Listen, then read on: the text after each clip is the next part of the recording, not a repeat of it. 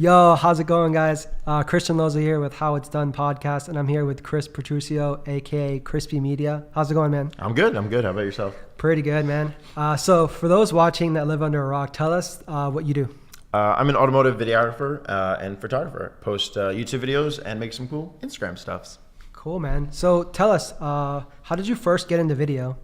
I started out doing like photography work a long time ago, before high school, probably like middle schoolish area. Nothing really good at all, to be honest, but that's how everyone else has got to start.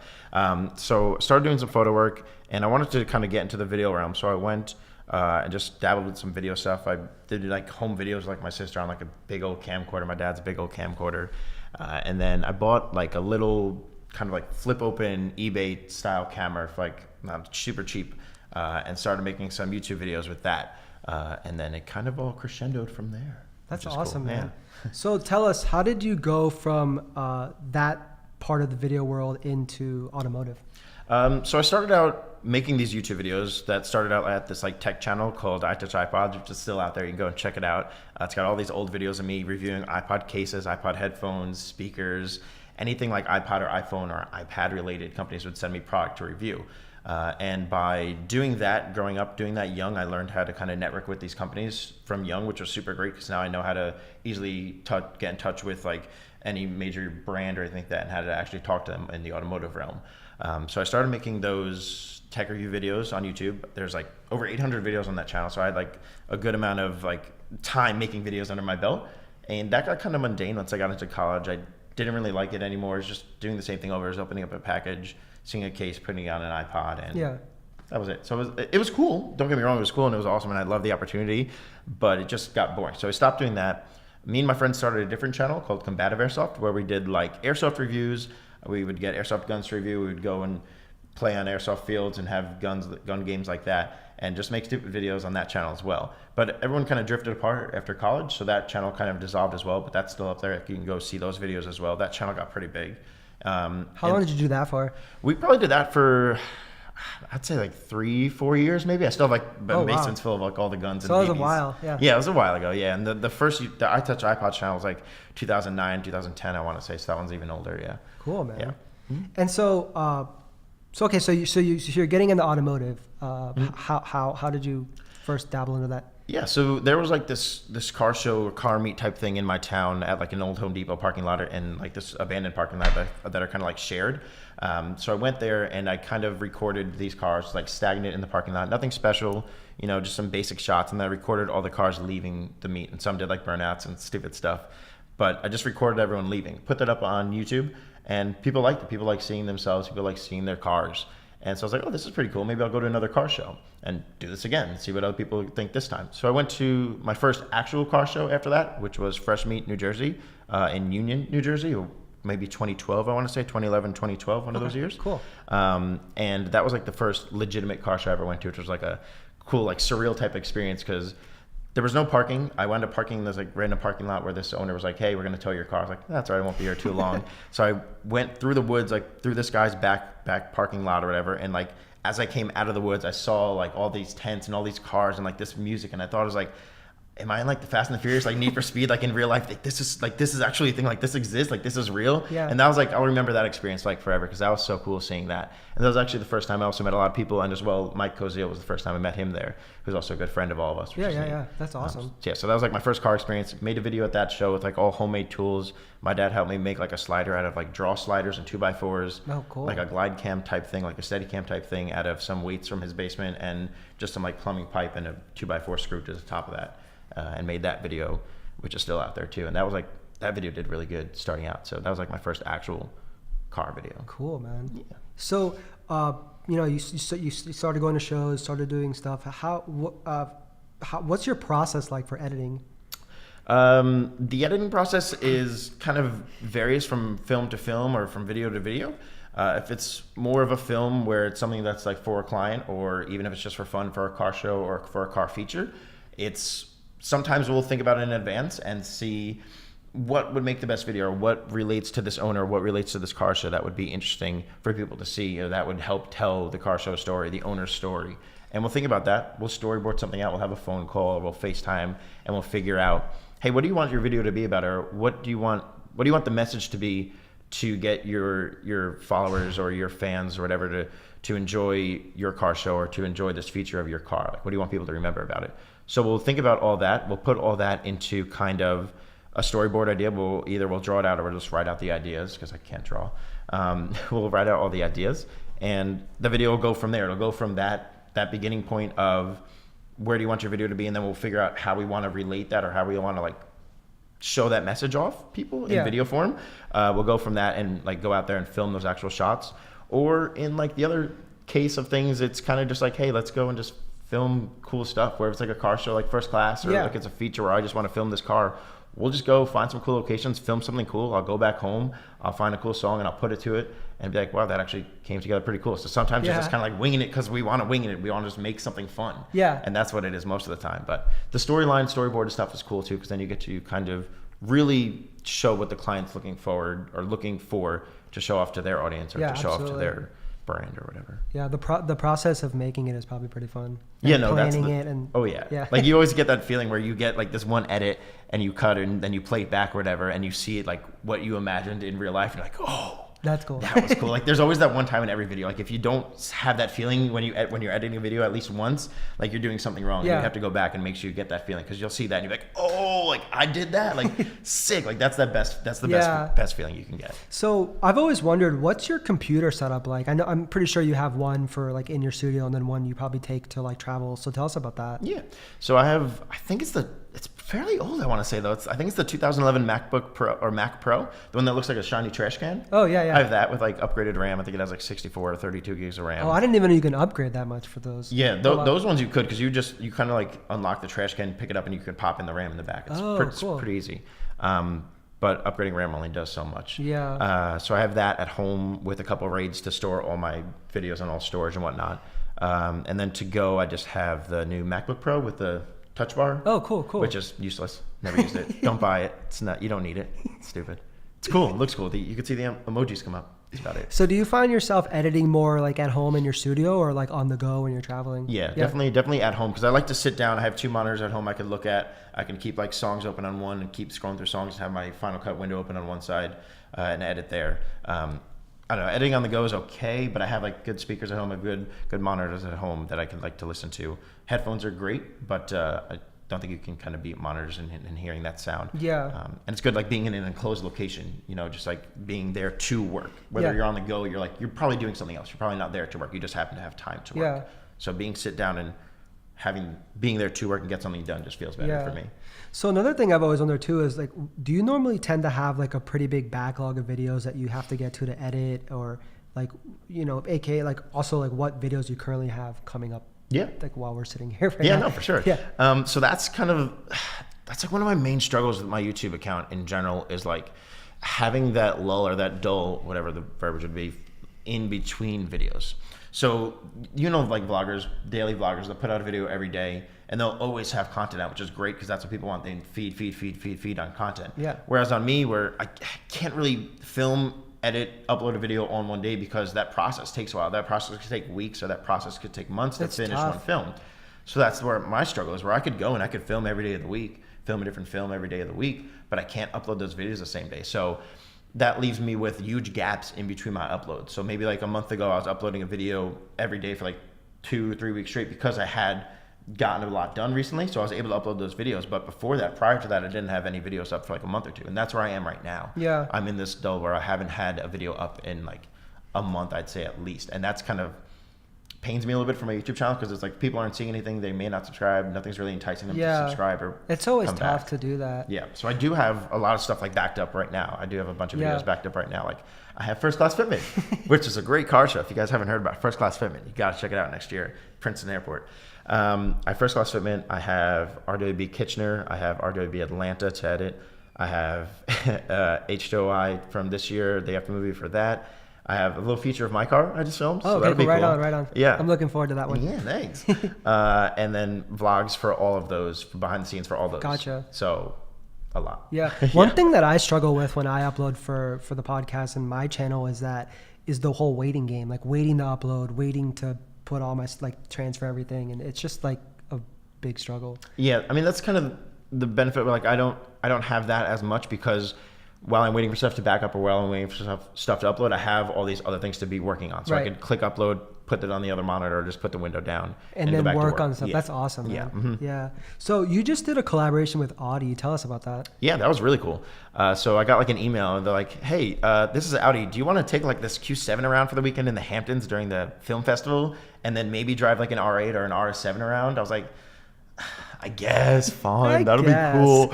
Right? So I was like, hell yeah, sign me up. They're like, bring a friend, come down to the Hamptons for the weekend and drive this car around, see a film at the film festival on us, and then take part in this mini rally the next day. And maybe you'll drive a cool car. And I actually got to drive an Audi R8, which was awesome. That was my first time driving an R8, which is really cool.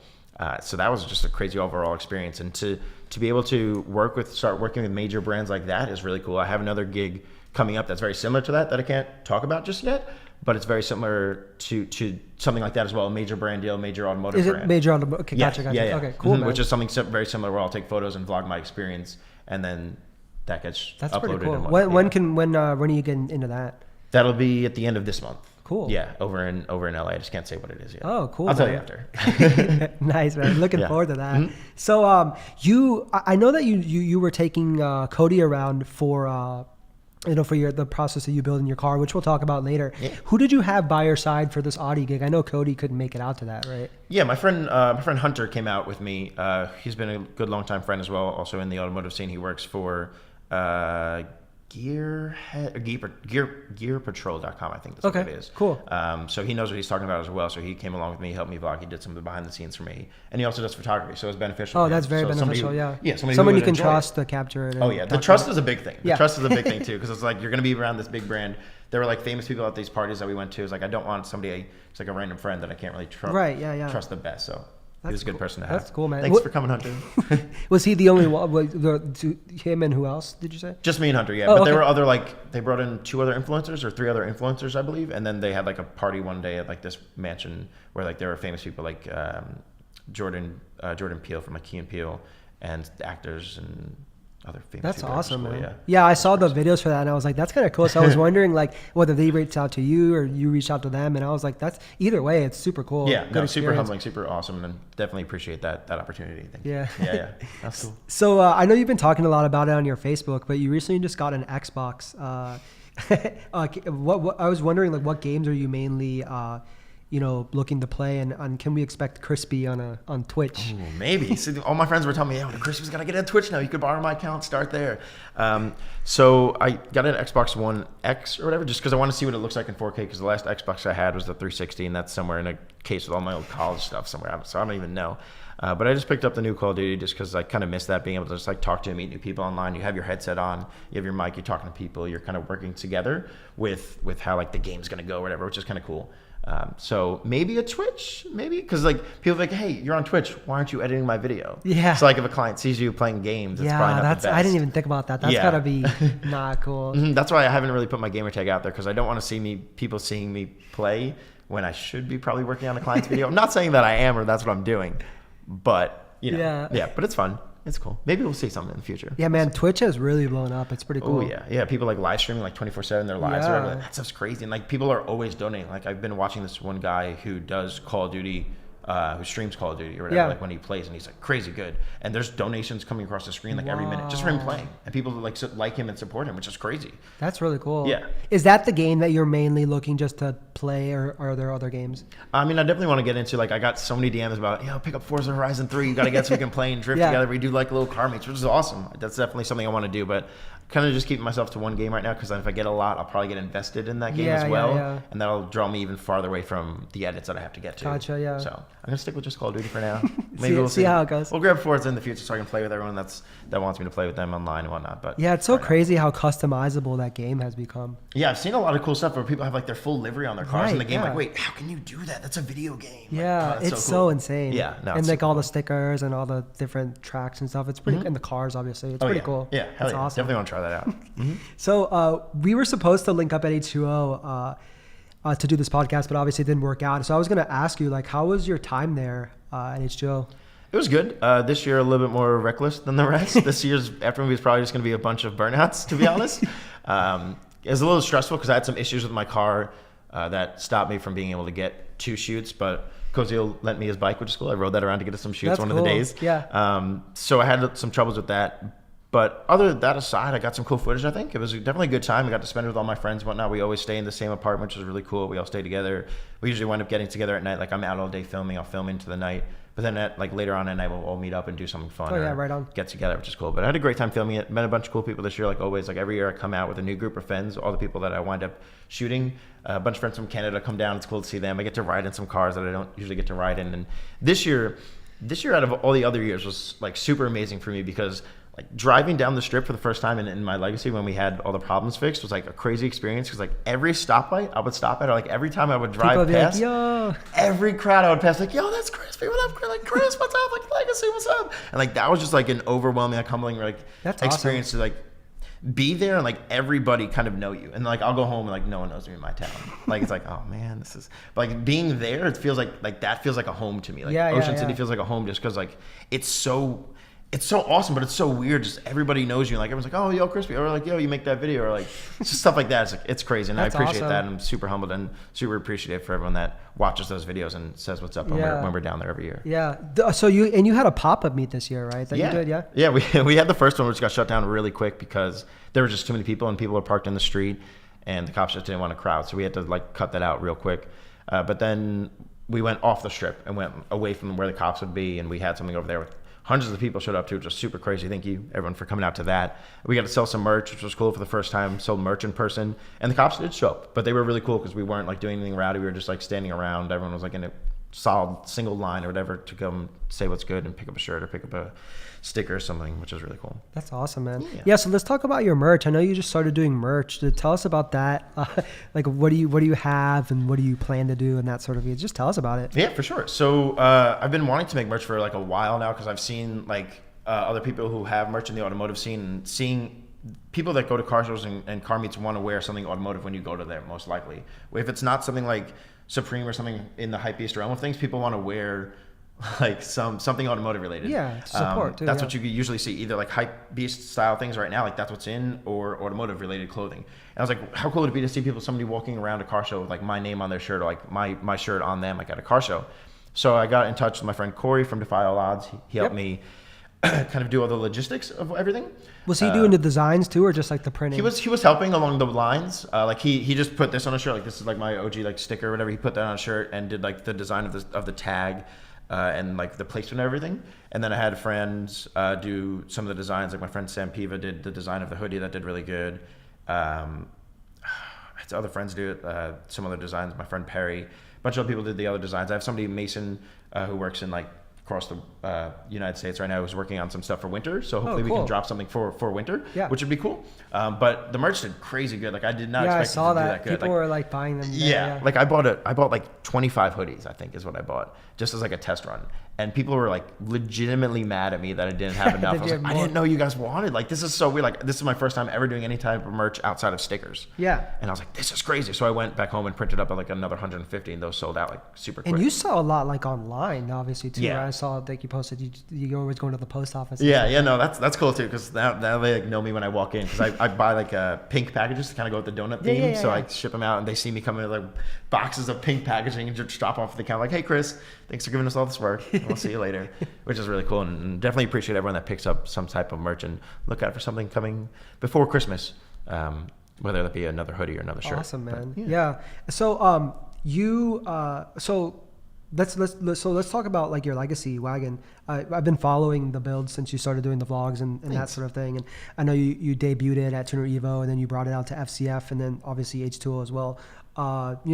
Just tell us how the story of, from when you decided that you were going to make it a build up until now. Yeah, for sure. So I've had the car since college, so that had to be like 4 or 5 years at this point.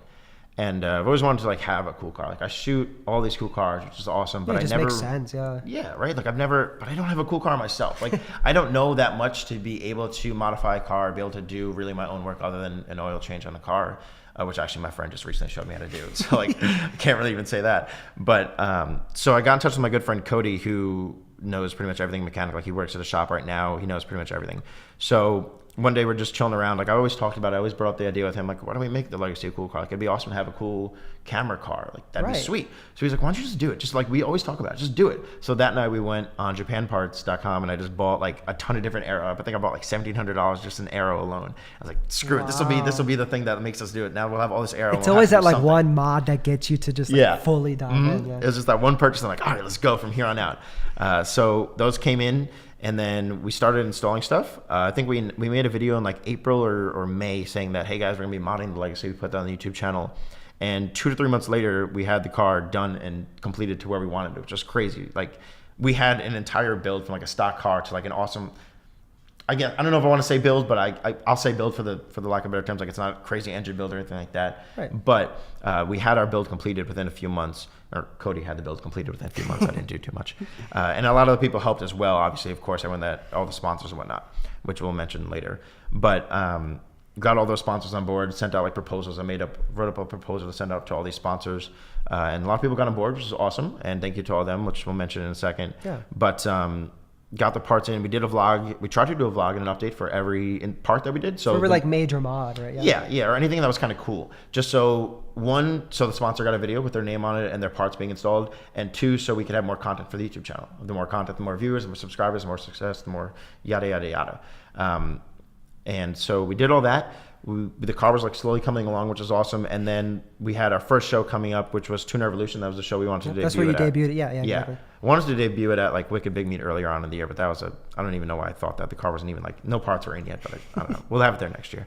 But we had it at Tuner Youve. It was really cool. A lot of people crowded around the car. Got to like pull a sheet off the car. It's like super cool. It was like maybe it was extra. Maybe we did a little bit too much. Super official. Yeah, maybe it was a little bit too much, but it was cool. It was just cool to do, and it looked nice for the vlog, which was neat. Sometimes you just do stuff to make a cool video, at the end of the day. So we did that, which is really neat. But definitely just want to take a quick second to thank the sponsors, if that's okay with you. Yeah, of course, dude. Cool. That was actually one of my questions. Okay, cool. Who your sponsors are? Go for it. Yeah, so I made like this little proposal, and I sent it out to all these companies. A bunch of them got back. I'm like, yeah, let's do something cool. I want to see a video. Like, I gave them all these statistics and whatnot. Like it's gonna bounce back and it's gonna be beneficial. So if I forget anybody here, sorry, but definitely want to thank AccuAir for doing the air suspension, Rotoform for the 3 PCCVs that we have in the car, Yellow Speed Racing USA for the big brake kit that we have, which you can't really see, but it's there. It's there. Yeah, right. It's stopping you. Yeah, right. Oh, they're good. And I think Nick Kraft. Yeah. From A+. So him and Zach tinted and wrapped the car. Serious Innovations did the trunk setup that we have in there, put in all the AccuAir parts and the struts, and did that cool hardline setup in the back. We got Cobb and Grimspeed on board, which helped with some engine performance modifications. So we're 253 on a Mustang dyno, which isn't anything crazy, but it's quicker now, which is fun. It's just fun. Yeah, that's good. You faster hear than the my intake. car. Oh yeah, right.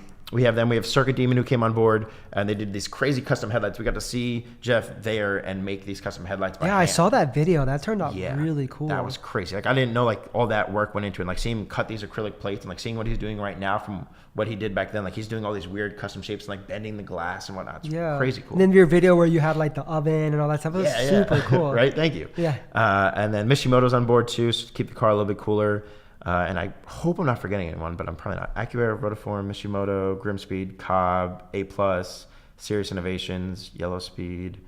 I'm probably forgetting anyone, but if I am, I'll ask Christian to put them up on the screen here somewhere. But I got you. The list is on the back of my car, if I could remember. It's there somewhere.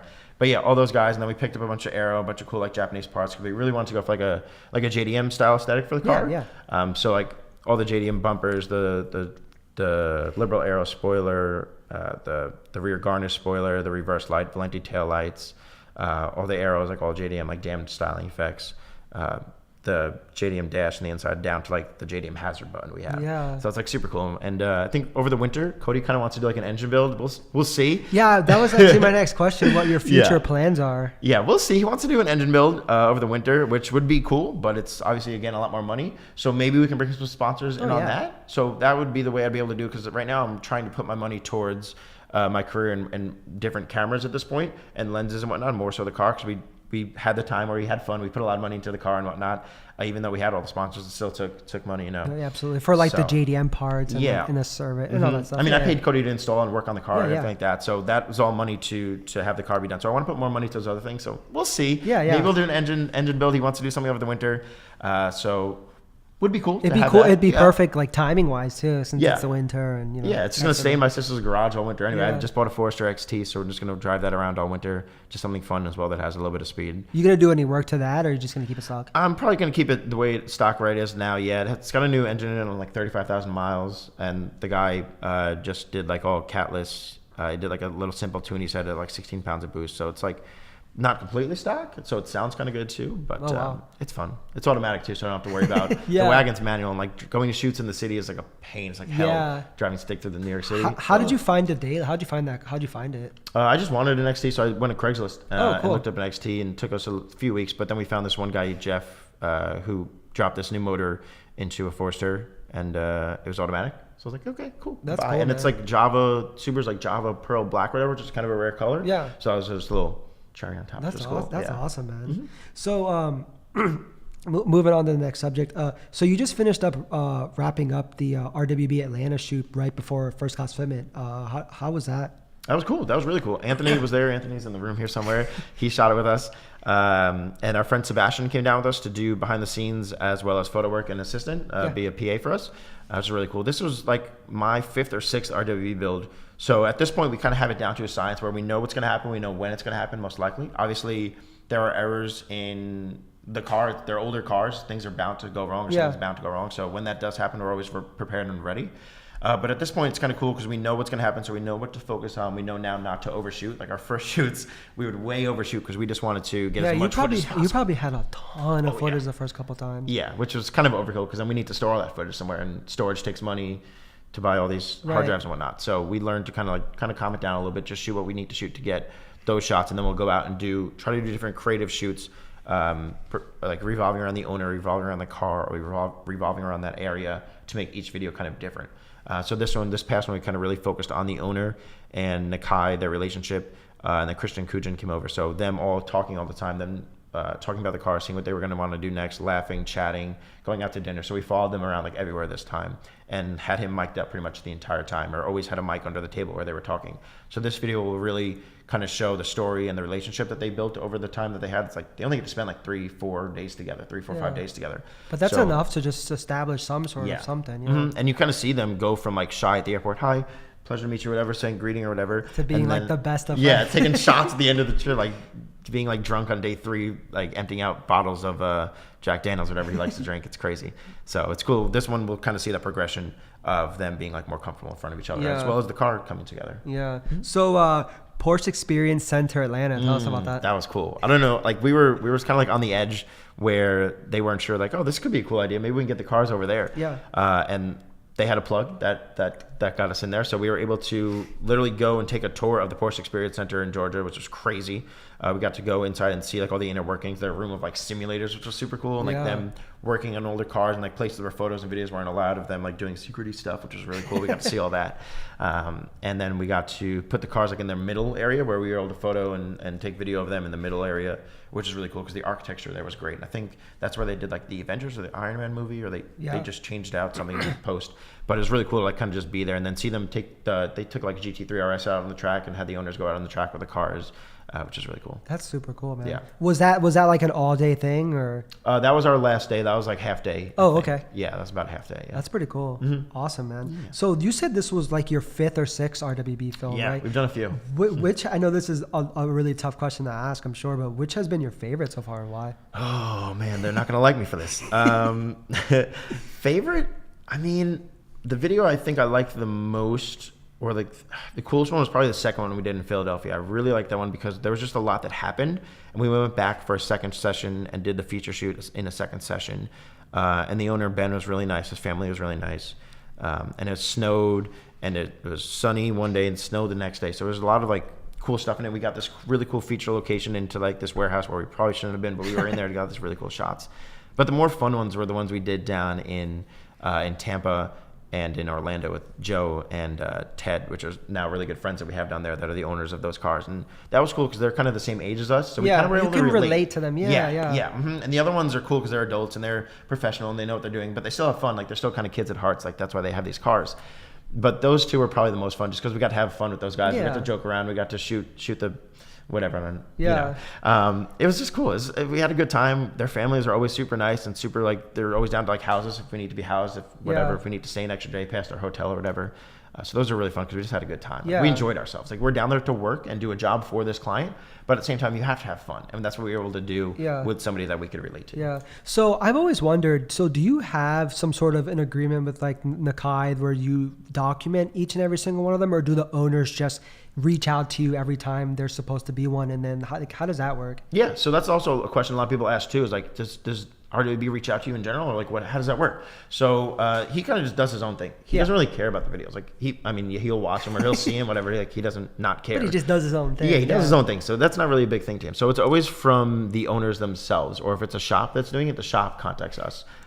Most of the times the shop will do it for promo. They'll have it at their shop for promo, and then the owner will take it elsewhere or whatnot. But it's always the owners coming to us to be like, hey, I have a build coming up. I've seen your past documentaries. I'd love to have something like that for myself, for my records, for my friends, for my family to watch. So it's always the owners that contact us. So the client are the owners pretty much. Yeah, every time so far, the client has been the owner. Okay. Have there been? I don't really keep too much up with RWB, but have there been any RWB builds from the first one you've done to the one you just recently did that you didn't get a chance to document, or have stateside? The first one, like I personally have been involved with. Well, no. Have there been any builds like RWB builds in the States from the time you did your first one to the recent one that you just didn't get a chance to document? Yeah. I mean, he does like 2 to 3 builds a week sometimes. Oh, okay. So like he's always out there. Yeah. We did like 2 or 3 this year, but he's built.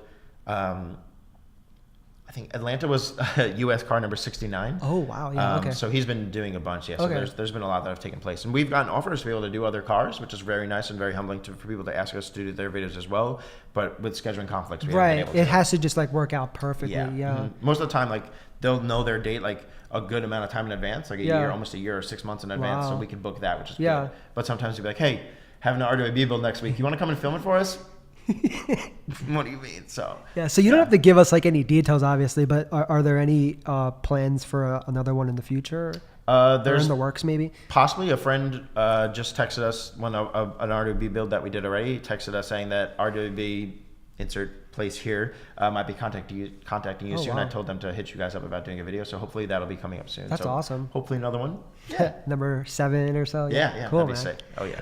So SEMA just happened, and I know that you didn't get a chance to go this year or whatever. But I really enjoyed the vlogging that you, Mike, and Anthony did for AccuAir. Tell us a little bit about that. I know that was like a while ago now. Yeah. But I thought that whole thing that you guys did was super cool. Yeah. So just tell us about that. Yeah. So I've always wanted to go to SEMA. This was in 2016. I've always wanted to go to SEMA just because like seeing everyone have a good time there and seeing like all the big industry officials there and all the big brands and whatnot. So it's always something that I wanted to go to, but never really had the chance or the means. And so last year, I know Anthony and Mike always went for AccuAir. They went for the past few years with them doing stuff. So I got in contact with them like, hey, you think you guys can kind of try to weasel me in there to them? So they were able to hook me up with a gig to vlog for AccuAir, which is really cool. So thank you to you guys for that, for hooking me up with that gig for them with AccuAir, and Taylor for making it happen. So I got to vlog kind of behind the scenes of them shooting all the videos they made for AccuAir. Like they pumped out daily videos for AccuAir at the show, and I got to do behind the scenes of my experience and them filming for AccuAir. So it was kind of a lot in one. So I also got to walk around the show. I had my gimbal with me. I got to actually get good shots as well, stabilized shots that I put in the vlogs. And those are kind of the vlogs that I enjoy making more, because it's a mixture of the vlog style, and then you also get to put in their cool, like professional cinematic shots. Yeah. You get to meld those two together, and at the same time, you get to talk to your audience face to face or face to camera. It's a cool like transition. Yeah. Mm-hmm. So I got to do that, which is really cool, for like 3 or 4 days, and I got to see the setup and breakdown of SEMA of the AccuAir booth, the ins and outs, what kind of goes down when the show gets shut down, and then I got to see the rollout. We got to be like, not where we were supposed to be, but we snuck our way kind of like into the rollout, the SEMA rollout, to go to SEMA Ignited, which was really cool. I got to film all that, got to see the cars close up, got to meet a couple of like other YouTubers while I was there as well. That's like the first time I met Adam LZ. I think I saw like that dude in blue there, as well as somebody else. But we got to do that. Then we got to see SEMA Ignited. We got to see all the drifting stuff, and all those videos got to be like 4 separate videos of each day we did like something different, which is really cool. And so those are like the first time I like got paid to vlog. That was like my first job vlogging, which was like I could do this and get paid, like other than my cinematic videos. Like this is sick. So I tried to do more of those from then. So that kind of inspired me to do more of the vlogs and more of the behind the scenes because I saw people enjoyed them. Like they got good views. And it was like on their channel too, right? Which was cool. They would share it, but it lives on the Krispy Media. Oh, YouTube okay, channel. cool. Yeah. Awesome, man. Yeah, that was a really good time. I really liked how you guys like literally showed the whole experience, and then you crossed over from like, hey, what's up, guys, and then boom, just like B-roll and cool videos and stuff. That was pretty cool. And it was like with friends. So that's the best part about the vlogs is when you're with a friend or with people you know and comfortable with, because then you could always like mess around with each other, and that like makes the viewer seem like they're more like, oh, I could be friends with that guy. He messes around. He does stupid stuff like I do. Yeah. Fun part. So I always wanted to ask you, so how do you balance vlogging and then actually doing your physical, videos at shows? It's got to be tough. I mean, I'm sure you have like multiple SD cards and swapping cameras and that sort of thing. So I have like my main camera, which everyone asks is the Sony a7S II right now. That's what I shoot with. And then I also have Sony's little RX100 Mark V, I want to say, the most recent one, or the last most recent one. And that's like a little camera I could put in my pocket, like a little point and shoot. So I have that I use to vlog when it's me shooting. So when my a7S II is in use, I'll use that to shoot. If it's like a paid vlog or like something I really want to vlog for sure, I'll use the A7S on like a Joby, with the mic on top of the Rode mic, so it's actually like best quality as possible. But so at a show, I'll do what I'm there to do, which is film the show and make sure I worry about that. And then when I have some free time, I'll take the camera and be like, okay, here's the shot I'm about to get. I'll give the camera to somebody like, hey, can you just film me doing this? Or like anybody in the crowd or like a friend or something like that. Hey, can you just film me getting the shot? I just want to talk to them or whatever. And so like all the in-betweens, all my time when I would like talk to friends or go grab a bite to eat, I'll use that time instead to vlog or get those vlog shots out. So instead of having just that video for the client, where that video doesn't always end up on my channel. So yes, I get paid, but it's not really going to benefit me growing much other than monetarily wise, which is great. It's cool. But like I want to be able to grow as well on my YouTube channel. So my remedy to that is making these vlogs. So there's always going to be a video on my channel showing them that car show or that how I film something or us putting a part on the car. There's always going to be something extra. So instead of one video, I walk out with two. That's awesome. If I'm not doing it, Cody's usually there to help most of the time and film the behind that the extra scenes. help has got to be like a huge weight off your shoulders. Yeah. And for like the Audi gig, Hunter did a lot of the behind the scenes for me. We'd trade off the camera, vice versa, while we were driving and whatnot. So that's super friends cool. usually help, which is super cool. Thanks, guys. Thanks, friends. Yeah. So we just got done with First Class Fitment, and you got to bring out the Wagon. Tell us how that all went. That was crazy. That was so cool because like I've shot your show for like the past like 5 years, I want to say, maybe give or take. It's been a while now, And so like this is the first time I've had like my car in your show, which is crazy. Thank you again for accepting and letting me be in the show in the first place. So I got to roll in like super early, parked there up. My friend brought some parts for us that we had mailed in like overnight to get to us. Our friend Ahad had like carbon fiber skinned some of these side spats or these splash guards, and we put those on, then cleaned the car down and like lowered it, aired it out, and saw it for the first time like at your car show, which was super crazy. And then I realized I had the wheels on backwards, but so that's besides the fact. But we had the car at your car show, First Class Film, which is super cool, and like just that whole experience, and then being able to film my car at your car show, and like seeing people take pictures of my car and take videos of my car and asking me to do stuff, and be able to like cruise towards the airport like at the end of the day during like the sunset hours. That was just super humbling and fun experience in general, like to see my car, something I owned, that I could also film. And you've been going for so many years now, and then now it's like, damn, your car's in it. It's pretty cool. So it's such a weird feeling too. It's such a weird feeling rolling in and not like parking in the far grass in the back where I normally park. Like, wait, I could park in the show and get to my equipment easily now. You're like, this is great. That was super cool. Yeah, I'm looking forward to that video. That's gonna be coming soon. Yeah, I'm just trying to get out these like the RWB video I got to get out, and then is that next on your list of videos, right? Yeah. So right now I'm working on a Ford GT rally film that we did out in Utah a few months ago with Zwing, Zach Wingfield. Working on that. That should be done. Should be wrapped up in like 2 weeks, give or take. Okay. And then I'm going to move on to the Atlanta shoot, and then probably First Class and H2O and my feature shoot. Cool, man. Yeah, I was going to ask you about the Ford GT shoot. Like, just tell us about how did you get hooked up with that? Yeah, so they're the owner of that, David Bannister, who runs the Ford GT forum online. Sent me an email, and I'm super bad at getting back to emails, but I saw this one come across, and I was like, Ford GT, that could be cool. Maybe it's like actual Ford gig. And it's not like actually with Ford. It's just this Ford GT forum that this guy runs. And he's like, hey, we usually do a video every year of the rally just to kind of document it, so everyone that comes to the rally has something to look back on and has something to watch after the rally's over. And we've had videos done, we like them, but we want to maybe go a different route this time. So they asked me to do it. Gave them a quote. We got Zach on board to be the second shooter, because Zach does a lot of rally films. Yeah. And his style is more like guerrilla run and gun, kind of with his he uses a glide cam instead of a gimbal. He also has a gimbal, but he uses the glide cam the most, and he does it really well. He's able to ride around on his skateboard and get these really cool actiony shots. So to mix his actiony rally type shots, his experience with rallies, with my like cinematic style of things and putting them together is making right now for a really cool video. I'm like 10 or 11 minutes in, and it's making for a really cool video. And we got to hang around with like, I want to say like 9 of the new Ford GTs. So like wow. People rarely ever get to see one of them. Like if they do see one that's the at fact an to auto see show. like 9 in one, that's crazy. Yeah, and then like 70 or 50 other like of the 2005, 2006, I want to say is the other year the other GT came out in, and seeing a ton of those is really cool. And like just seeing all them all run down the road together like that, these Utah strip roads. It's like, oh. And then so you cool. vlog this as well, yeah. Yeah, so Cody was there as well. Yeah. We had brought Cody on as a production assistant, so he helped behind the scenes and take some photos for them, because they make like an album sometimes. So his photos will be like in their album, and then he also did all the behind the scenes for us. That's so really we'll have cool. vlogs for every day, showing people how we filmed, what we filmed, why we filmed it. That's awesome, man. Yeah, I'm looking forward to that one as well. Yeah, some of those shots are killer. Like seeing these cars out in the desert and then seeing them out on this track. And like Henry Ford III was there, like seeing a member of the Ford family, like talking with him and interviewing him. That's Like, insane. what? Like that was so cool. Yeah. So he's gonna make your video. Oh, he's in there. Yeah. Nice. I mean, he kind of has to be. Yeah, How can he not? yeah.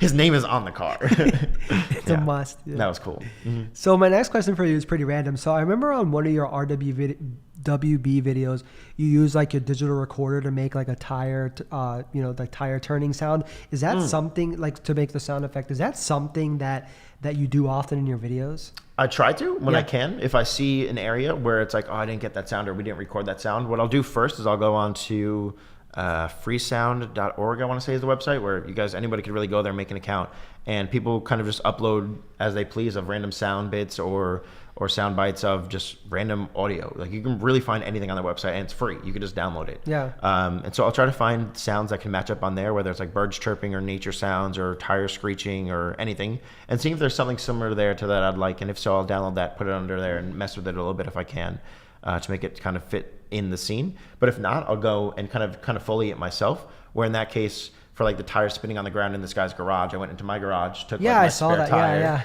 took the spare tire, took the recorder and just spun it a few times, bunch, and then put it in, like kind of tried to match it up with the spin that he did in the actual video, so it sounded like that, put that audio underneath the clip, and you wouldn't be able to tell the difference. Yeah, that's super cool. I was like, whoa. Yeah, and for like H2O last year, we had this like scene where the wind's blowing the stop sign, because we had like a hurricane.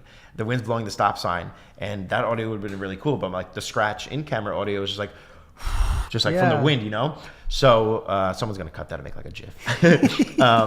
So I went in my garage and I have like this street sign that I don't know how it got there. I definitely didn't take it, but I have this street sign.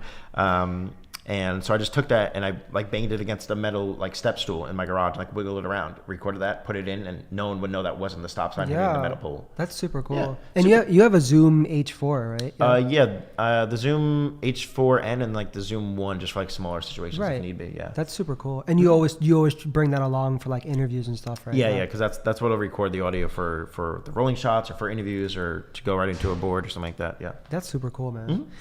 So my next question, I've been doing this podcast now. It's the 3rd episode. Thanks again for doing this. Thanks for having me. So the first interview that I got to do was with Nick Kraft. So you guys linked up together and collaborated.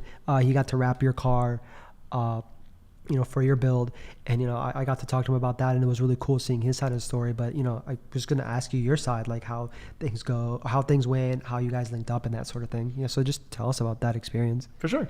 So I really like the stock color on my wagon, which is Subaru's Obsidian Black Pearl, which is a crazy cool color, but there's just too many imperfections to kind of save it at that point. And I always talk to Nick Kraft. Like I've known him since like I shot his like Stance Nation feature years ago after a WECFest event. And I always told him like, hey, if I want to like get my car wrapped, can I come to you or whatever? He's like, yeah, come to me. We'll do something. We'll have some fun. We'll have a good time. We'll make it happen. So I was like, okay, cool. One day when I have a fun car, who knows when, like at that point I was like, I'll never have a cool car. I'll tell Nick right now, I'll come to him for business. But lo and behold, this year we do something and we make the car what it is now. And so I hit up Nick and I was like, hey, do you want to follow through? Do you want to do this? He's like, hell yeah, come through. We'll do something, figure out a time. So we figured out a time that worked best for us. I went down there with Cody for a few days. Cody stayed for a couple of days. Then he had to go to Florida for something else. So we wrapped the car. Him and Zach wrapped the car together. They tinted the car first, then wrapped it in Avery Gloss Pearl Black, which wound up being more of a gray, we found out, which is fine. It matches the wheel. The face of the wheel is really cool. It's like Rotiform perfect wheels. matching, man. So I was like I was stoked on that. I wasn't mad or upset at all. I was actually, this is like a happy mistake. This is cool. But next year I'll probably go black.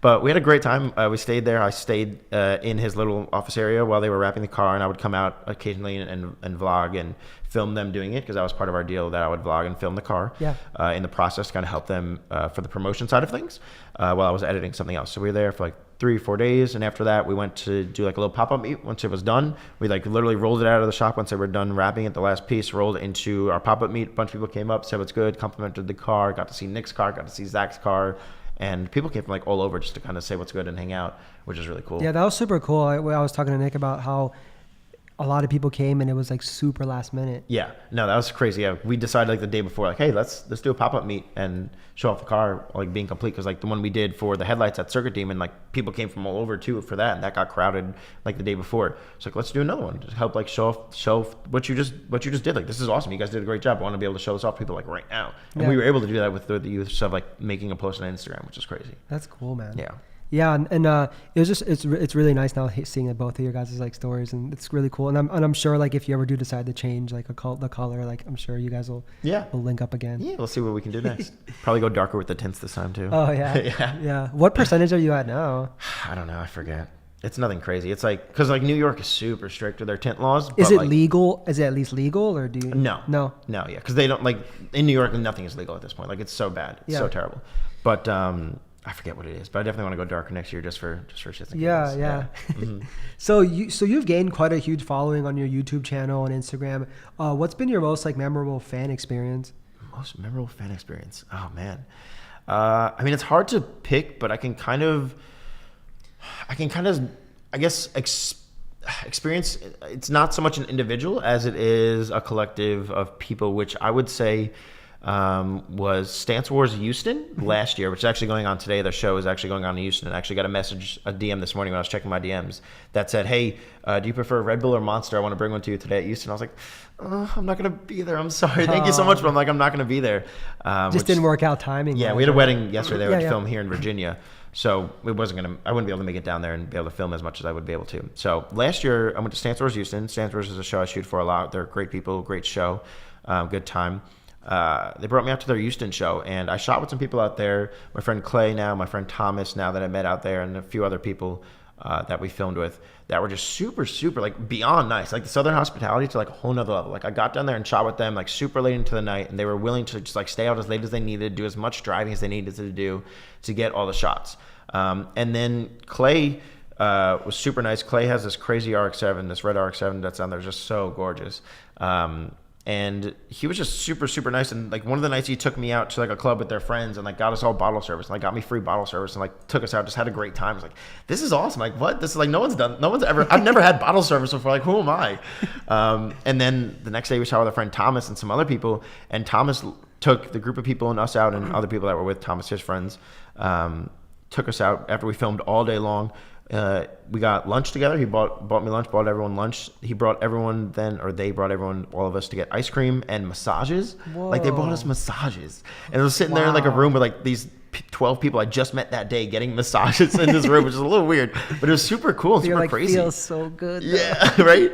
And then the other day was the show itself, and that was one of the first times I had like a line of people to meet me. And like I couldn't do my job physically, which was there to film the Stance Wars Houston show, because there was such a long line of people there to meet me, which was crazy. So now we've kind of figured out like, okay, we'll set off an hour during the show to go to the side, go to a tent, like meet and greet, people, say what's up, talk to people. So that was the first time I ever had like a line. I was literally there for like 2 hours, like meeting people and like talking to people and like signing stickers and signing phones and stuff like that. And I was like, Mike, I don't know what to do. Like, Mike's the guy who runs the show. He's like, I don't know what to do. Like, I got to film your video, but there's people here. So I was like, at one point I had to just kind of like walk away back. I need to get this job done.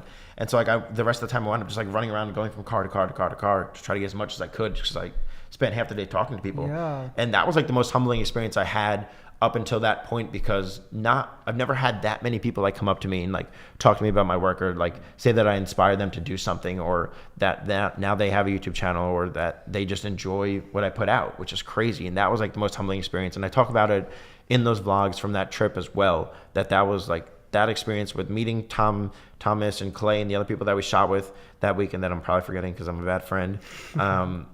And then all the people that came up at the show, like that experience as a whole, not one individual, but that experience as a whole in Houston as a whole was like, shout out to Houston, because that was such a crazy cool time. Like, I don't know, it's kind of emotional too, because I was like, I'm just some kid making videos on the internet. Like, I'm here from like New York, like no one should know me. You know, like why do people know me? And then you were just like blown away. Yeah, like that was such a cool experience. So thank you to everyone out in Houston. Shout out to y'all. That's awesome, man. Hell yeah. So there's this thing where people usually have you like sign things. What's been like the craziest? Like, what are some things that you've signed that you've just been like, I just signed this? Wow. Is this podcast like PG? And I go for it. It doesn't matter. All right, so like never signed a pair of tits before. Sorry, mom. And so like we're in Canada, and this girl comes up to me and she's like, "Can you sign my boobs?" I'm like, "What?" She's like, "No, yeah, can you sign my boobs? My brother's gonna film it." I was like, "Wait a second, what did you just say? First of all, your brother's gonna film it? Like if I was your brother, I'd be smacking me right now." And so yeah, this girl up in Canada, whoever you are, shout out to you. That's probably the weirdest thing I signed. Pair of boobs up in Canada, which is not weird. What's the most common thing you've signed? Cell phones. Cell phones? Cell phones. Oh, yeah, wow, yeah. okay. Mm-hmm, mm-hmm. And then I'm sure like your stickers and shirts and stuff. Yeah, everyone who usually buys a sticker comes back and they ask me to sign the sticker, which is really cool, and I'm always down to do that, because I mean, obviously because I have all these people watching and all these subscribers, like that number next to my name clearly helps. Like people say like social media numbers don't mean much. It means a lot. Like, I owe those people a lot. So I'm down to just sit and chat and like sign stuff or whatever and say what's good or whatever for as long as it's gonna take. Yeah. Yeah. So. And my goal with this interview was just like for those people that just like want to know more about you. Yeah. And you know, obviously we've learned a lot about you so far, which is really cool. Save me some time in lines. No, I'm just kidding. You guys can come up and say what's up. So is there any advice that you would give to like an up and coming photographer or videographer who's just like now getting into it? Yeah, for sure. So everyone always asks like, what camera do I have? What camera should I buy? Like, what do you edit with? Like all those simple questions. And it's kind of like what you're going to be most comfortable with, and to not kind of just deep dive like right away into like an A7S II. Like you don't need that right away. Right. Everyone always says that, yes, but it's the truth. Like pick up like a Canon T2i, T3i, like something simple with like a flip out screen and whatnot, just get like the basics down. Yeah, everyone always tries to like pour their money into something right away, and like, okay, if you have the money, go ahead, pick up an A7S, like an older A7S, and see what it's like. See if you enjoy it. If not, sell it or whatever. But it's definitely like everyone always asks, what should I charge for shoots? I don't know. I'm gonna do my first shoot. What should I charge? Like my first shoots, like I never charged. Like I just did it to do it. Like it was cool. It was fun. And then like my first ever shoot, I was like, I can make money from this. And my first paid photo shoot was actually an Audi R8, and I made $100 for the entire day. Like I spent the entire day and then editing the photos as well. Whenever I did that time I took, and I walked away with $100, which was cool. But the thing would definitely be to do as much as you can to start, I would say. And then once you've kind of done a lot, try to slow down and focus in on what you enjoy the most, or what you find yourself to be best at, or what you're not good at, and get better at it. Whether that be like your rolling shots, or like my videos are cool, but like there's no audio. So like I don't hear the car. So maybe go get a recorder, or use your cell phone to have that person record audio while they're driving around while you're doing your footage or whatever. Because that iTouch iPods channel I have has over 800 videos on it, and that was only in the span of a few years. And like my channel right now maybe has like 200 videos. So I have like thousands of videos backlogged that I've done, and just now, like that was in 2010, 2009. Just now I'm beginning to like grow my audience and grow my videos and get better and better. So like it didn't happen overnight by any means. So it's definitely, you're going to be doing a lot of free work to begin, and that's fine. Like whatever. Yeah, because it's a learning experience. It's a learning experience. Yeah, you're gonna have to. Yeah, and like watch videos on YouTube. Like that's what I did growing up, and I stuck around my friends. Like before I made videos, I learned and pretty much tried to revolve my videos around, or kind of make my videos kind of how Anthony makes his videos, or Mike Koziel made their videos. Like they were around before I was making videos. So I watched theirs and I was like, okay, I can kind of, maybe I'll take that move from him and that move from Mike or whatever, and kind of like make them into my own kind of thing. Thanks for letting me steal your stuff, Ant. So I would, so I would kind of like copy them and like follow other people. So maybe go out there and see who you like, see whose videos you like, and kind of like mimic them for a little while, just so you can kind of practice. And it's not bad to kind of do what they're doing, as long as that's not what you're going to continue to do. Right. As long as you can kind of morph it into your own thing. That's what I would definitely do. So if you enjoy my videos, or if you enjoy Anthony's or Mike's videos or anybody else's videos, like go out there and kind of maybe try to copy their video. Like go out there and make a shot for shot video and be like, oh wait, I can actually make those shots myself. What? Right. Or what am I not doing right that I can't get my shots similar to theirs? Do that, and then go out there and kind of make it your own and do something your own. Because if you just kind of copy somebody, it's gonna, you're gonna be able to tell it's a copy and paste of anything else. And another thing too that I really like about art is if you surround yourself around creative people who are doing the same stuff you learn off them, you feed off them. Yeah. And I do that with design. I'm friends with a lot of people who are designers, and we just give each other feedback and ideas, and always bouncing stuff off each other, and that's just, I feel like, is the best way to grow. And then obviously YouTube as well. Oh yeah, super cool. Yeah, it's a crazy good platform for that. And like my dad's an illustrator and an artist, and my mom used to like do graphic design stuff for like DC Comics and whatnot. So I definitely learned a lot and took a lot from them. Growing up, like being around all that, like drawing and all that, like creativity was definitely beneficial as well. That's super cool. So so tell us more about your parents. Like I didn't know they were like artists. Yeah, so my dad's an illustrator and an artist. He does a lot of children's books illustrations. He teaches like an art school at Mayor's College.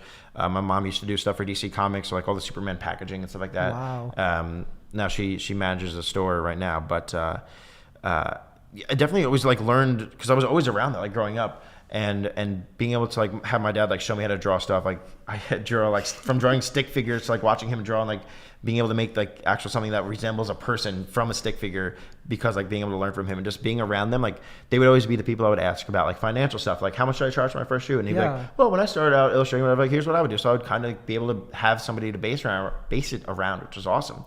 And having that like stable support, like I have them read over every contract that I sign, just to make sure I like call my dad down to read down over every contract.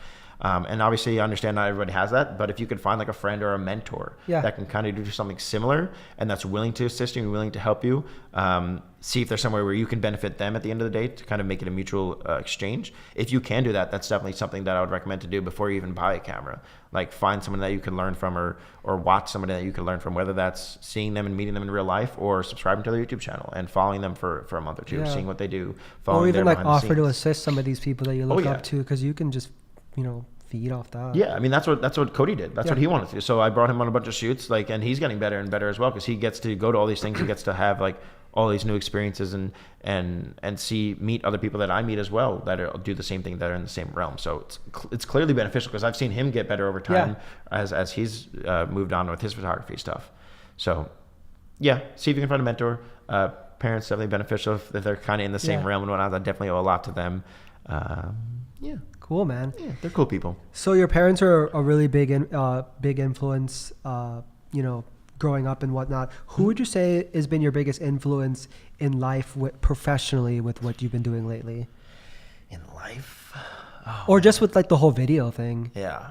Like who have you learned from the most? Like out of your group of friends, or just anybody? It doesn't even have to be anybody you really know, someone you follow, perhaps. I mean, with like the automotive stuff, it's got to be like Mike and Anthony, because like we're always talking, we're always like around each other, we're always working together on different projects and whatnot, and being able to like see the videos that they put out and then come back and be like, that was like a really cool shot. Like I don't want to steal that shot from him, but like how can I do something similar to that? And like we've probably all done the same thing to each other, like in the realm of things, of being like seeing somebody else's video and be like, wow, that's actually really cool, or that shot that he decided to do, that transition or pan, was really cool.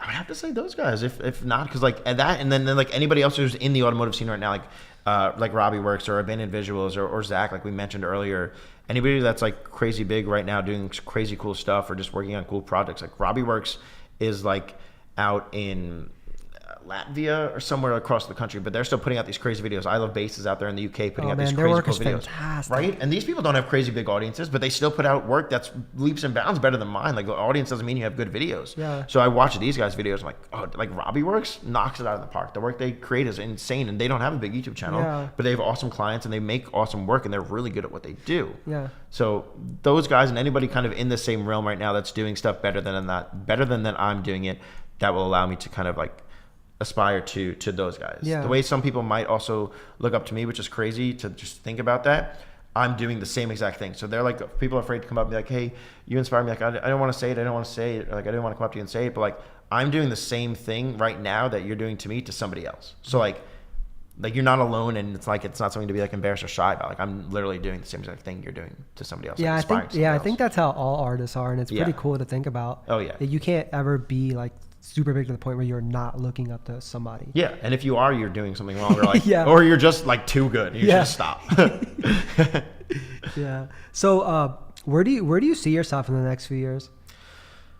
I don't know. Like, I was like, this year, I really told myself I wanted to see how big I can grow my YouTube channel. Yeah. And if I could grow it to the point where that could be my main source of income, and then I could pick and choose jobs throughout the year that I'd like to do, like some of those Audi gigs, or work with like bigger brands, or being able to take funds from the YouTube channel to go ahead and go away for a weekend and go to LA and make a really cool film out there with just some people who have the free time.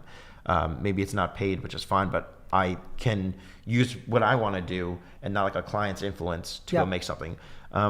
So I kind of keep telling myself that to kind of make the YouTube channel as big as possible, see if that can become the main source of income. Right now, with like the whole like ad apocalypse thing or whatever, I don't know if that's going to happen. Like right now, it has never been like stable enough income where I could just like not do anything else. It's like, it's not crazy good. People are like, oh, you got so many subscribers, you must make so much money. It's like, no, you make like a fraction of a cent per view. Yeah. But I think it would be nice to be able to be somewhere, whether it's Instagram or whether it's YouTube or whether it's another platform that you can monetize, whether it be directly with ads on your videos or with brand deals, to then be able to use that money to go make my own style of videos, or to go travel and work with other people and hire other people to work together to make cool, fun videos that could then do great on their own. Yeah. I would like to be somewhere in that range and to be able to work with somebody else. It's so hard to be like a one-man band. Yeah. Like I've done it for so long, but it's just like, it's too much. Yeah. That's why whenever I can, I'll try to bring Anthony or I'll try to bring Cody on a shoot to shoot together, because that way we bounce ideas off of each other. There's always someone to get the shot. Someone's always filming. Someone's always getting audio or BTS. So to be able to have maybe a company, maybe we're all in an office together. Maybe we're in a creative space working all together. Yeah, like a media group or something. Yeah, something like that would be really cool. Being able to work together and be able to always go to every job with a group of people and not just myself. Because that's challenging at this point, I'm sure. Yeah. How often do you find yourself going by yourself? Not often anymore. I'd say 80% of the time. Oh, yeah. wow. So like to always have somebody, but even if it's one person, like a PA, like a Cody or like a Hunter or like anyone who's down to help, like a John or an Aaron, always have somebody to help would be awesome. Even if it's just one person, even if they're not filming, even if they're just assisting. But if we could have like always two filmers and an assistant, that's where I'd like to be.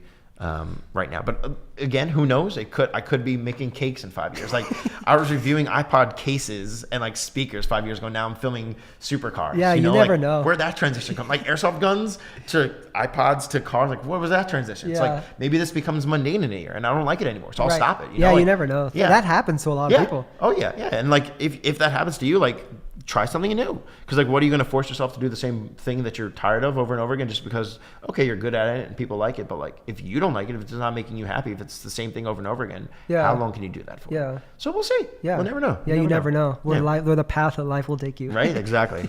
New name of your podcast. All right, next question. What is your dream car? Dream car, a 2005 Subaru Legacy Jeep. I was kidding. I have my dream car. I don't know. Out of all the supercars I've shot, I mean, when people think dream cars, they think supercars. I would have to be like the McLaren P1 currently. Dream car, like feasible. I don't know. Like I like my car. Like I like the Legacy. Like it's fun. It's low, quick. It looks good. It's fun just to have. It's exactly what you wanted. Yeah. Yeah. But I mean, that could change in a year. I could want something else. I could just want like a AMG wagon or something, which would be sick. Yeah. I don't know. The only thing that would come to head right now would probably be the P1, but that's like thinking like crazy big. Yeah. But yeah. Cool.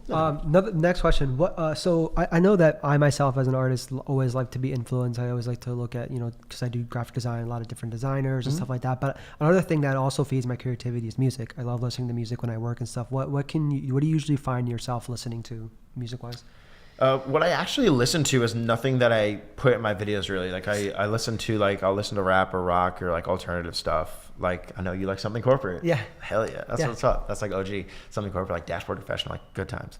Like that's stuff I still listen to. Like I haven't added music to my iPod in years. Like it's still all that stuff. Like that stuff is like timeless. Yeah. So that's all the stuff that I listen to. I'll add some stuff occasionally here and there when something new comes out. I like country music. I thoroughly enjoy country music. I did not know that. Yeah, I know a lot of people dislike that. Anthony is not a fan of country music at all. A lot of my friends aren't. And so they hate it when I play it in the car, but I can name any country song or sing any country song that you put on. Will we ever see one in a Krispy video? You just might. If we go back down south, you just might. That's the music I listen to, but the music that's in my videos isn't really any of that, because some of that just doesn't make sense for the videos that we're putting out. Yeah. You have to do something that's like, the culture can relate to, something modern, what's in. And or it just has to make sense for the video. And it has to be like you enjoy listening to the song. It can't just be like, oh, sick, everyone's putting Xavier Wolf track in, I'm going to go do that. Xavier Wolf is great, not knocking him, but like if everyone's using the song, okay, move on. Yeah, it's got to make sense. It's got to work. Yeah. Don't use Bullet Train in your video, and find something new, find something that somebody else hasn't used. Like the whole I might get crap for this, but like stop using the songs everyone uses in their videos. Like, okay, I understand. Like you see a song in a video, I see a song in a video. I'm like, oh, that's a sick song. I really like that song. I'm gonna go make my video and use that same song because I really enjoy that song. That's cool. You enjoy the song. That's great. Save it to your iPod, save it to your iPhone, download it, listen to it in your car. Don't use it in the video because like the whole point of that song is to kind of that person use that song for a reason, and that's because it works with their video, Yep. That doesn't mean it's going to automatically work with your video just because it's a good song. Correct. Or you enjoy that song. So find something that works for your video, not something that somebody else has used, because the way I look at it is, and why I don't use those major songs that I hear on the radio or major songs that I enjoy really in my videos, is when I'm watching a video, I want to watch the video. I don't want to be singing along in my head to the song that I already know. So if I hear a song, then it takes away from the video. Then you're not watching the video. You're thinking about the song, right? So like if you hear a top 10 song, you're like, oh, sick. No. Oh wait, there's a video playing. Like no, your point is to watch the video. Yeah. So take your time. It might take like weeks or days to find a song for your video, but go to SoundCloud, find a song you like. Maybe it's that song that somebody else used.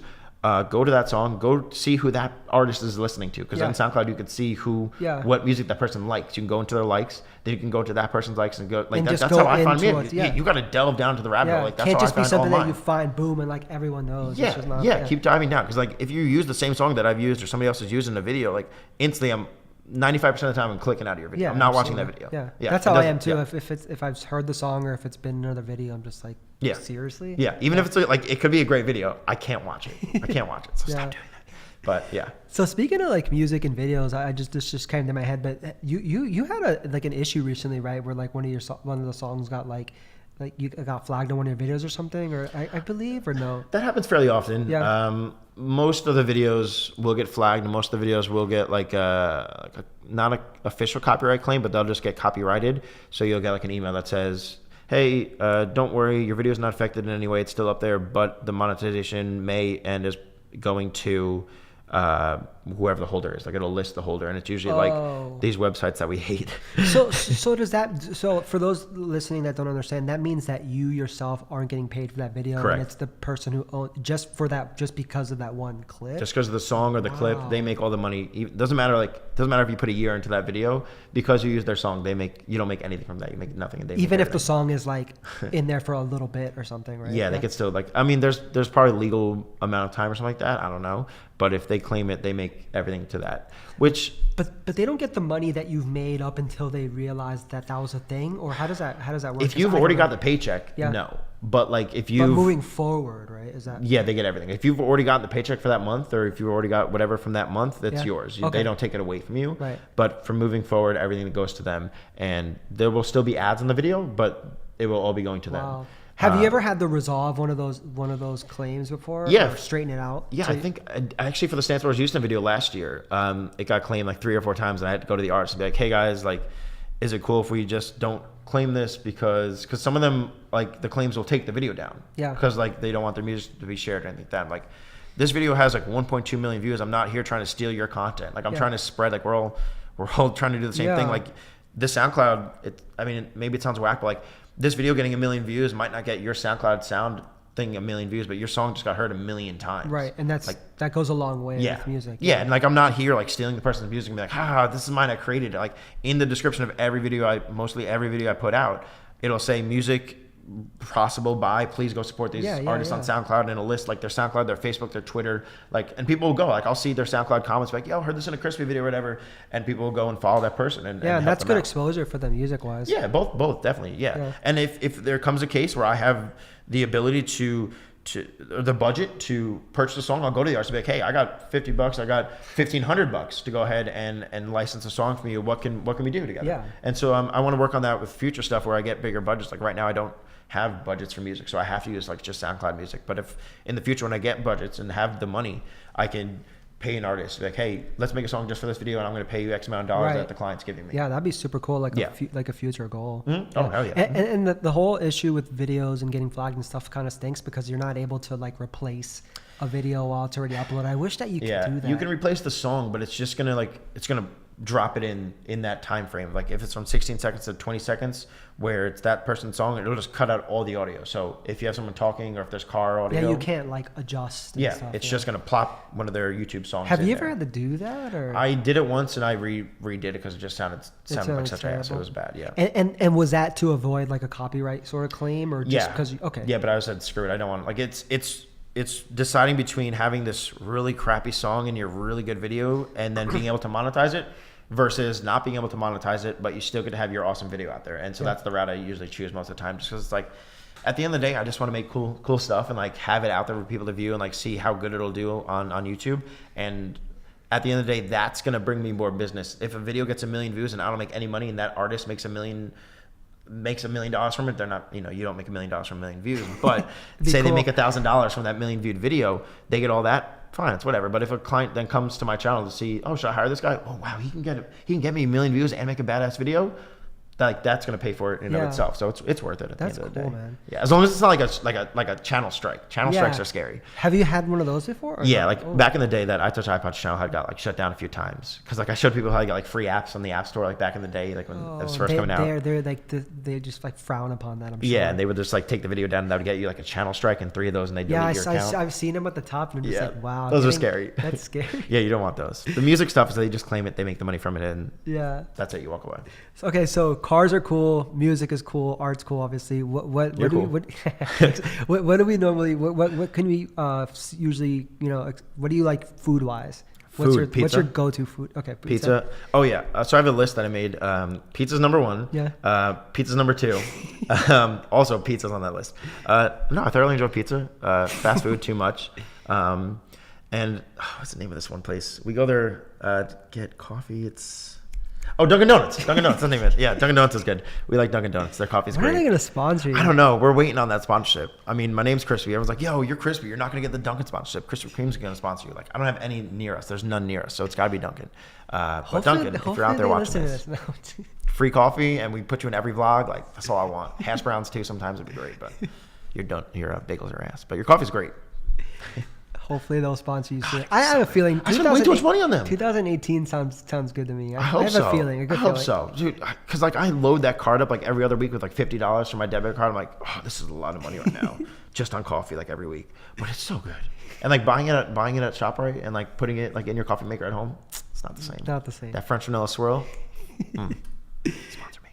Okay, so I took to my Instagram, my personal Instagram, and I asked my followers if they had any questions for you. So I got my top 6 questions from people. So first question was asked by a Chris Serrano, and again, Chris? I'll put the people questions who I picked at the end of this video, and I'll tag them. So thanks guys if I picked your questions. And if I forgot any sponsors, they'll be over there too. So Chris's question was: apart from making the videos we see on YouTube, is there other videos that you make that we don't get to see? For example, commercials, promo videos, special events, etc. Work related. And also, is this your job, or do you have another occupants or job? Yeah. Okay. So I'll start from the end. I used to work at a water park in my hometown called Splashdown for like 4 or 5 years in a row, and I just didn't like that. And it was like it was cool and it was money. It was a regular job that like anybody could do, but it was just boring. And that schedule kind of conflicted with my shoots starting to pick up more and more. So I quit that job and now do this freelance stuff full time. Yes, I still live at home. I'm 24 years old. I still live at home. So I can afford to kind of have this be my job. If I were to go get a cheap apartment, I could do that as well. But for right now, I'm going to like milk this for as long as I can. My parents are cool with me staying. Yeah, there's nothing wrong with that. I mean, I did that for a while. Like you just live at home and save up money and just, you know. Yeah, like I can go get another place right now, but I would just have to be like, I couldn't get like some really nice place. Yeah, you're young too. It's an expense I don't need, per se. Like why, I don't know. Maybe I want to invest in some type of property as well, but that's like maybe in the next like 5 years, invest in some type of property and then get my own place as well. But so now after that was like my only ever like job. Now this has been my job for the past, that's awesome, however long it's been. All my like income comes from like brand deals and photo shoots and event coverage, and the YouTube just pretty much pays for like my car insurance every month. It's nothing crazy. That's awesome. But what was the rest of that?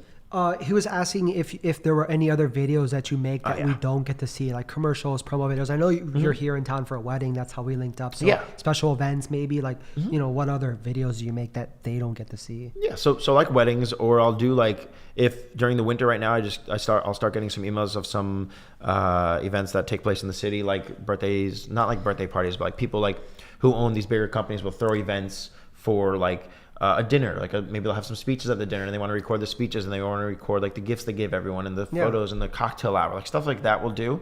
I'll do those. Weddings, we're here in town for a wedding. We'll do like maybe 5 to 10 of those a year, which is just good because like weddings are good money and it's an excuse to travel as well at the same time. And like if you do the same thing over and over, like cars every day, like you can get mundane. To be able to split it up with the weddings, with like random events like that, it's nice to just do something different for once. And just make a little bit extra money on the side. And during the winter, like there's not too many car things going on. So I'm thinking about like traveling to like LA in like January just for like do some cool stuff just to get out of the winter. You should go to Tuner Evo. I was thinking about it. I might be going. I haven't decided yet. But it's like it falls under Martin Luther King Day is that Monday, and I'm off work, so it's like that would be primo. So I might be heading out that way. We'll see. I definitely want to try to get out there. Just also like collaborate with some other YouTubers that are out there. Like a lot of the big YouTubers are out there in San Diego and LA and whatnot. So and then like Beth and Mike are out there too. Yeah, so it'd be good. So like I would have friends and have something to do. It's not just like, oh, let's see what happens. You know, like I just hit them up too. I was like, hey, I'm going to be out there next week for like this gig or whatever. So we'll see. Maybe we'll do that January. But over the winter, it's just nice to have these extra little gigs that make some type of money because I don't have like a regular job. Like I don't go 9 to 5. You know, so if I'm not shooting, I'm not making money. If I'm not shooting, I'm not making money. So do a lot of the weddings that you get linked up for? Are they a lot of the times through the car scene? Yes. Yep. So this one was because of the car scene. The next one we have is coming up on the 26th was because of the car scene, as the shop owner in Long Island that we've shot for in the past. Another one's coming up because he works with Mishimoto and we're friends with him because obviously the Mishimoto's help sponsor part of the car and whatnot. So a good majority of them are through the car scene, and then once you do like one wedding, those people are gonna like, and they like the video, which they're gonna, because they hired us. Contact us today. They're gonna tell their friends, and like so one wedding will spread through that family or through their friend base, and that started out because of that person from the car scene. And car people got to get married at some point. Right? Well, maybe we'll see. we're hopeless. But, So second question was from a Tom, and again I'll put their Instagram names in there. So his Instagram name is Crucial with a K and 3 U's. But how many years have you been airsofting, and what's your setup if you still do? Man, the last gun I used a lot was the Zombat Striker. It was an Echo 1 Zombat Striker with like a suppressor on the front. It has like a little meat tenderizer on the front. Yeah, it was funny, but I like took that off and put like a silencer on because that was like full metal like meat tenderizer, like heavy, weighing it down. So I'd use that with like a LiPo battery. I'd use like 0.20 gram BBs. I have like 15 guns in my basement. I have like an AK, like an Echo 1 M21 sniper, I think that was the name of it. I have like an F2000, a bunch of other guns that we got from like reviewing, pistols and whatnot.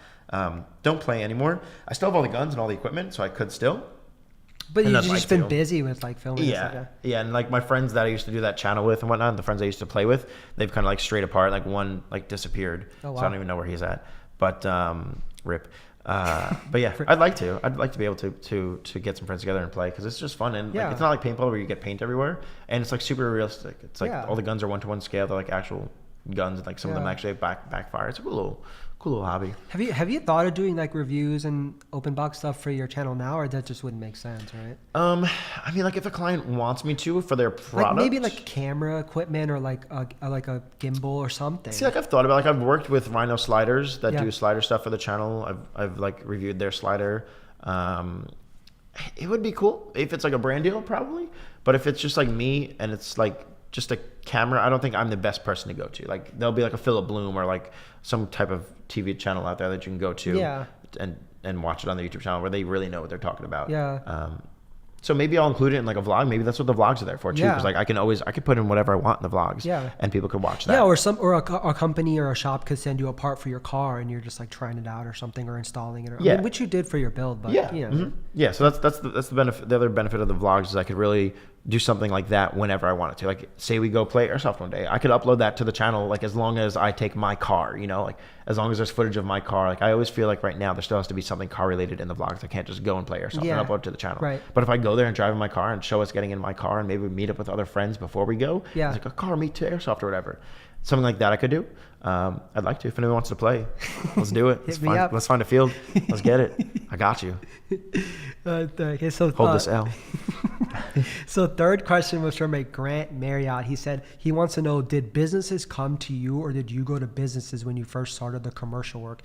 Cool. And in parentheses, to get the jobs. And also he wants to, and also thanks you for shouting him out when he bought a H2OI poster. Hey, thanks for buying the poster. First of all, available at crispy.store. Check them out today. I got lost. Did businesses come to you or did you go to businesses when you first started doing commercial work? So back in the day for like the YouTube channel, the I Touch iPods thing, I went and bought like this thing called an iWraps, which was like a skin type case that was like a little bit thicker and like a little bit jelly. I bought that, put it on my iPod, did a little review of it. And like a couple of weeks later, I got an email from iWrap saying like, hey, we saw your video online. I was like, how? Like, we saw your video online. Can we send you some free stuff to give to your friends and to maybe give away on the YouTube channel? I was like, you're just going to give me free stuff? Sure, this is sketchy, but sure, send it. Here's my address. And lo and behold, the box shows up the other day with like a box full of cases that I gave out to my friends in school and did like a giveaway on my YouTube channel. So that was like, from that point on, I was like, wait, I could do this. Like companies will just send me stuff if I talk about it and get them publicity. Like this is the thing. Like I didn't know that, I was young and naive. But so kind of using that knowledge that I built up over all those years now to be able to do that with car companies and more expensive parts and more important parts. So like for the build, I contacted all the companies, made a proposal up. I made like a professional proposal with statistics and charts and graphs and stuff that would make sense to show them like why they should sponsor me. And that's how I got a good majority of the parts for the car. As far as brand deals, a good amount of them reach out to me as well, because they know like what people with some sort of following and talent have. Not to say that I have talent or to be whatever, but like, like I have the audience is there, and the videos I make, I guess, are good because people enjoy them. Yeah, it's like a double combo. Yeah, so people will come to me and be like, oh, cool, we can get this one guy who does both. Like they'll normally hire somebody to make a video and then have like a social media guy share that post or something like that, or like a car page share that. But I can do both for them. So that's why they'll come to me. There are situations where I'll reach out to them, like with the sponsorship stuff for the car. Like I reach out to them like, hey guys, are you down to work together and send me this stuff? Like they weren't like just gonna come out to me like, hey, let's give you $1,000 in product for take it. Like no one's gonna do that. So it kind of works both ways. There has been situations, like I said, where I've reached out to people and a good majority of the time my email's out there, my phone number's out there, like companies will get in touch with me to work together. But it wouldn't hurt to reach out to companies at the same time, even if you're starting out, being like, hey, here's what I can do for you. Here's how I can benefit you. You really need to make sure you're getting across that you're going to be beneficial to them and why. Why and how. Yeah. For them to send you something. So you could do that with whatever audience you have right now. Thomas. Yes. No. Grant. Who is it? Greg? Grant? Yeah. Oh, Grant. So Grant, you could do this right now if you wanted to.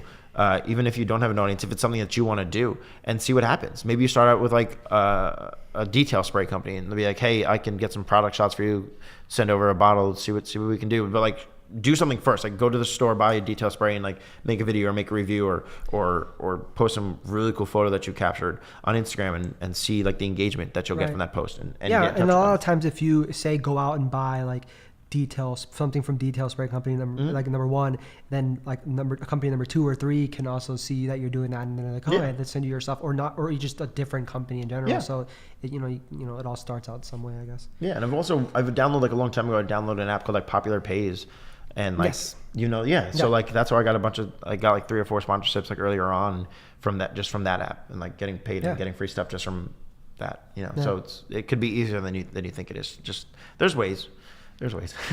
Okay, so let's see. Question number 4 comes from a Mob Man with the O is a 0. So Mob Man is wondering, Krispy, how do you compare your work back in 2012 for WeekFest East and the work you are doing now? What has changed in the way you tell the visual story? So back then it was kind of just like show up and shoot everything.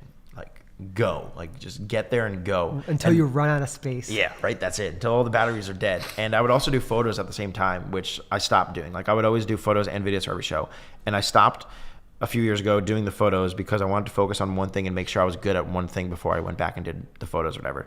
And I realized at this point where it takes me an entire day to do all the video, I don't really have time for the photos, which I'm okay with. So stopped trying to do too much and focused just on the video aspect of things. So from back then I would do photos and videos at that show, and that kind of spread me a little bit too thin. So going back and watching that video, it's a lot of frantic movements, whereas now I've kind of just slowed down the pace, and just focus more on one car, and I'll get multiple shots of one car, where back then I would focus on the car, like a wide shot of the car, move on, wide shot of the car, move on. Now I'll get like a wide shot of the car, go in, get a detail shot of the wheel. Yeah. You'd pick a car for a good reason and then focus on that one. Yeah, so if they have a cool like interior, or if their hardware is like a cool shiny gold or something that'll look good on camera, go in there and capture that, so you can cut between those shots instead of just trying to showcase the entire show. I'm more so now trying to make a cool film or a cool video at the end of the day, and at the same time, okay, I just happen to be showcasing the show, which is neat. So it's definitely just slowed down a little bit, even though I'm still like nonstop at every show I go to. But the progression, if you go back and watch that video, it's bad. It's real bad. I think that's like the first time I met like Kraft too. I think that's when we shot his car. I think that's what he told me in our interview, that was the first time you guys met. Yeah, I was like, hey, shoot a car. I was like, okay, cool. I can do that. Hey, Nick, let's do it. Cool. Feature? Rad. Shred it.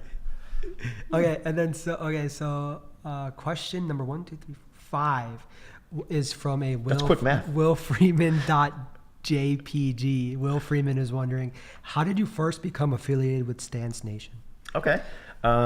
So I kind of always wanted, like back in the day, like if you got shared on Canopy, if you got shared on Stance Nation, like you got a lot of followers from that. You got a big audience that came quick.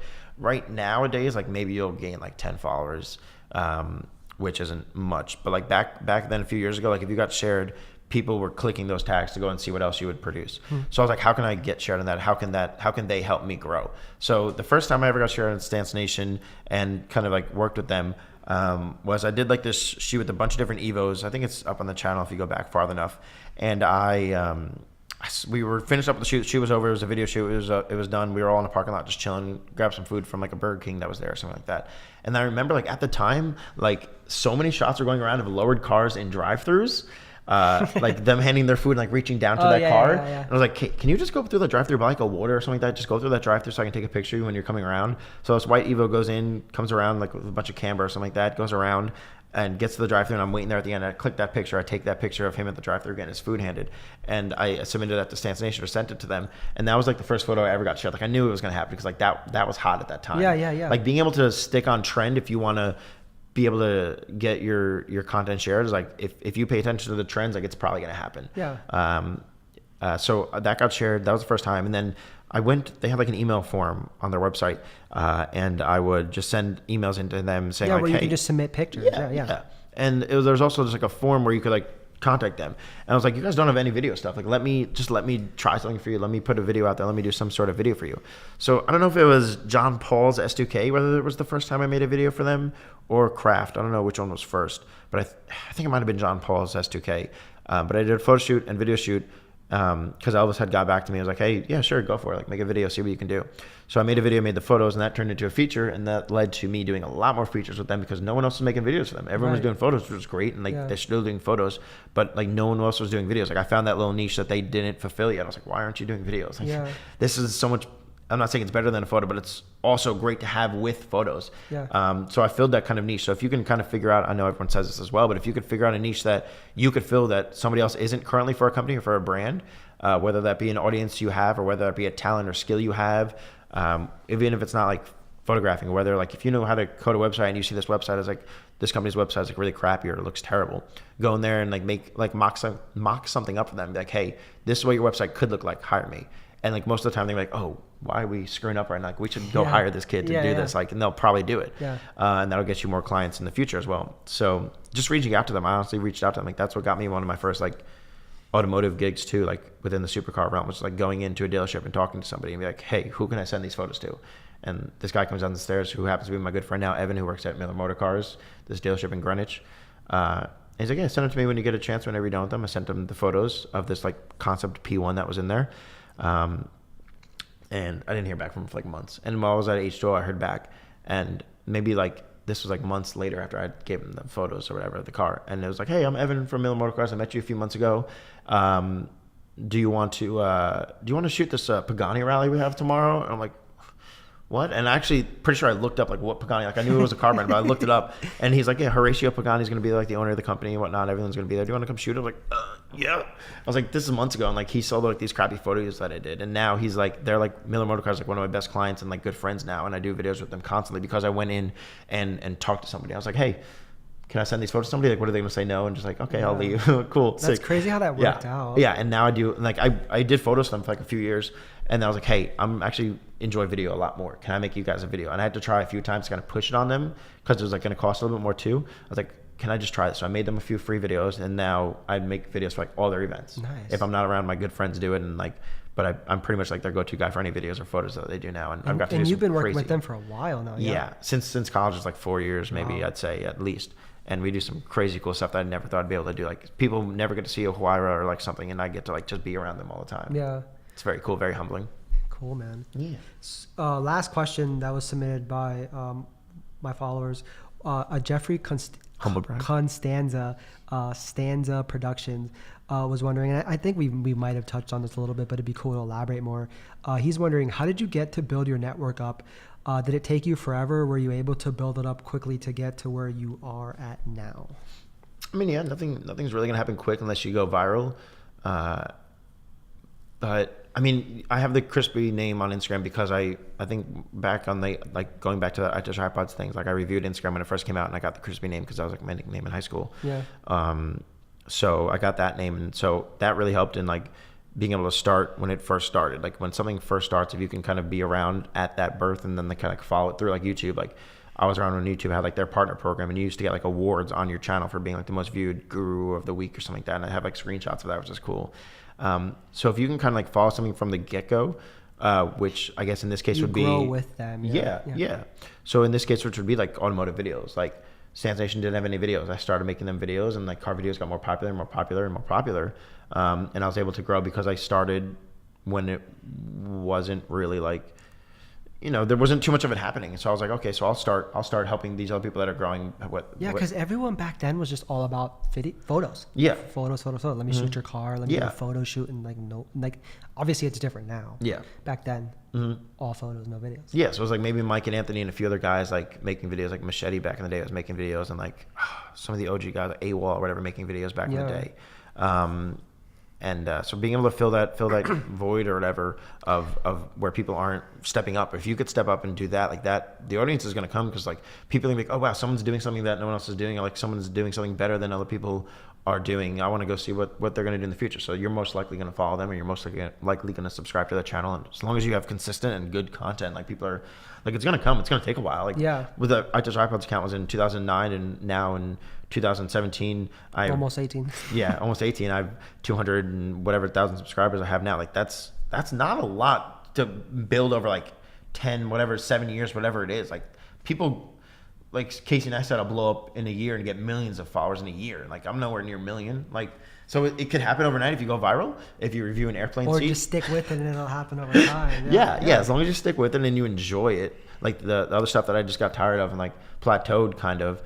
Like I didn't want to do it anymore, so I stopped. It was doing great. The channels were doing successful. They had great following, but just it wasn't enjoyable. Yeah. So I stopped and did something else, and it's happened to also be successful. Like some of that audience also followed over. Like I have people that comment all the time. Shout out to you guys. Like, hey, I've been following you since I Touch iPods days. Like, are you the guy from Combative Airsoft? I'm like, yeah, That's me. yeah, right. So as long as you like kind of stick with something and try to get in when it like first begins, or if you have a viral idea, if you have an idea of a video that could go viral, try it. See what happens. Upload it. Have everyone share it. Like everyone asks, like, how do you get your videos shared? Like I literally, when I was like made my first Facebook account, accepted everybody's friend request just to have as many people see a video when I would put it out. Yeah, I literally filled up my friend request. Now it's screwed me over because now I can't accept actual friends. But stuff like that, like always having your family share. Like who knows who's gonna see it? Yeah, you know. That's cool, man. That's inspiring. Mm-hmm. So we've been going at this for about an hour 30, a little over now. I'm all out of questions, so let's wrap this up, man. Any closing thoughts? Any shout outs? Anybody? Any thing you want to say? Yeah, I'm gonna try this really quick because I know if I forget, I'm gonna feel terrible for myself.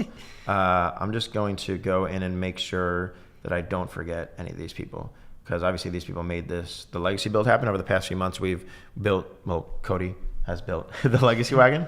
So obviously shout out to Cody. Shout out to the sponsors for the Legacy Wagon, if that's cool. Cobb Tuning, Grim Speed, Yellow Speed USA, Mishimoto, Circuit Demon, A+, Auto Styling, Serious Innovations, AccuAir, and Rotiform. I'm pretty sure that's all of them. Shout out to you guys, and thank you so much for making my car possible, for allowing me to have a cool car to drive around, for allowing me to have a car to be able to show at car shows like Christian's car show, which is super humbling and super appreciative of that. Shout out to Cody as well, again, for making that car possible with sponsors. Shout out to you for having me. Mm-hmm. Shout out to you for throwing a badass car show that I get to film every year. Thank you for accepting me as media for the past years, and this year as my car. Thank you for that. Mm-hmm. Shout out to Anthony, Halcyon Photo over there, who's been chilling. Great guy. Check out his YouTube channel as well, of course. Halcyon Photo and Mike Cozio. Those are the guys that I watched before I made videos. So shout out to them. Mom and Dad, thanks. I appreciate you guys. You guys are great people. I think that's about it. Duncan, if you want to get on that sponsorship, let me know. I'm here. I'm available. I'll check my emails. Call me. Beat me. If you got to reach me, let me know. I'm here. Cool. That's about it. Subscribe to the YouTube channel if you haven't already. Krispy Media, crispy.store for merch, t-shirts, hoodies, posters, soon to come some other fun stuff. So keep an eye out and check out the channel for some really cool videos coming up, some fun stuff. And obviously subscribe to How It's Done if you're not already. Christian's channel, Christian's vlogs that have been coming out, share these podcasts that he puts out and whatnot, so other people can learn. If you learn something from any of the podcasts that you watched on Christian's channel, share it. Maybe someone else can benefit from it. Cool. And also then Christian can benefit from it as well. Awesome, man. All right. Well, thanks for being a guest on my podcast. And this has been Christian with How It's Done podcast with Krispy Media. Thanks for having me, Christian. Yeah, of course, man. Appreciate it. Awesome. Peace. Go. Sick. That's always the best feeling, like taking headphones off after like a long edit session. Yeah. Cool. Thanks, man. Yeah, of course.